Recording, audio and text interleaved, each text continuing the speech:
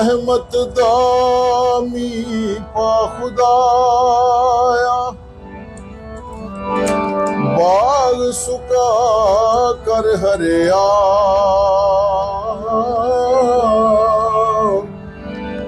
बूटाया सी उम्मीद मेरी दा कर दे मेरे परे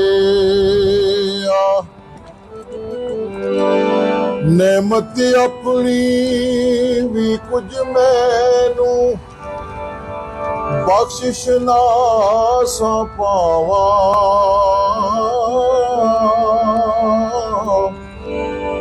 हिम्मत दे दिलनू तेरा शुक्र बुझा लियावा ये मालिक निशान है जी वो जिस तरह चाहे खरा है ए सुमन बुके मुने रहने फरिश्ते किस ताकत दम मारे दर उस देते आजिज हो के रहंदे बुजुर्ग सारे ते बादशाह थी भीख मंगावे ओए हाँ तख्त बिठावे गाही कुछ परवाह नहीं दर उस दे दायम बे परवाही। ये अल्लाह सुब्हानहू व तआला दी हमद दा मज़मून है। ये साहब सरकार दा लिखिया रूबी कश्मीर दा आनन सिपाही अंदर मोती करदा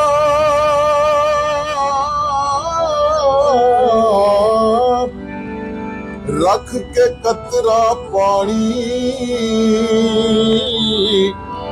शिकमा विचों बाहर आने सूरत बीबी रानी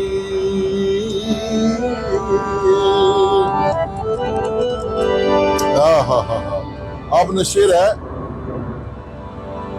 बहुत प्यारा शेर है कि अव्वल हमद खुदावंद ताई कादिर मुतलक ओहा जिस दाऊद नबी दे हथ विच मोम की तासी लोहा ए यूसुफ नू कड चाहूं दिती मिस्र अंदर सुल्तानी मूसा नू को तुरू दसिया जलवा पाक नूरानी।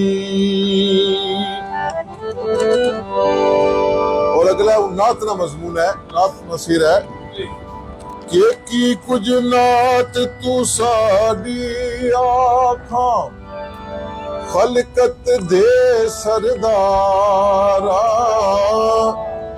लख सलात सलाम तेरे ते ए लख दुरूद हजारा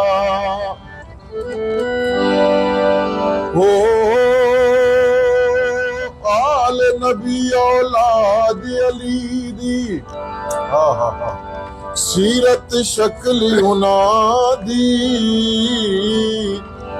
नाम लिया लख पाप न दे मैले अंदर दी जांदी। और मार्फत वाला शेर है बड़ा ही खूबसूरत कि की होया जे चेहरा साडा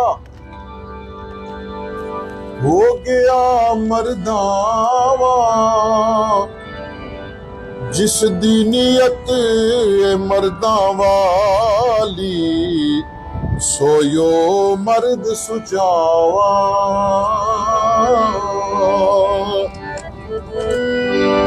मियां साहब सरकार ने इल्म की बात की है। इल्म कारण दुनिया उते आवण है इंसाना,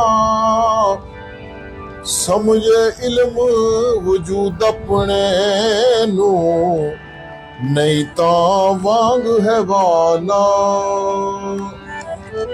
और फरमाया जी कि जिला कतरा ना जड़ा जिस वेला दरिया नाल मिलना ना, फिर वो कतरा नहीं रहना,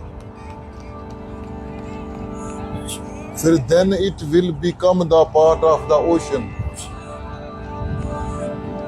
इस तरह जरा असा जैसा गुनाहगार बंदा किसी साहिब इल्म को साहिब नजर को बहना जिसला है तो कुछ ना कुछ उसकी शख्सियत ना असर तो होना ना उसने। अगर आने ना के आले जिक्र से पूछो जो आपको नहीं पता तो यह कि वो कतरा वंज पिया दरियावे, तायो कौन कहावे, जिस ते अपना आप गवावे, आप यो हो बन जावे। तो मियां साहब सरकार फरमाया जी कि अगर तुसाने वालिदैन राजी तो रब पाक राजी। Simple and safe. मां मनीता रब मनाया,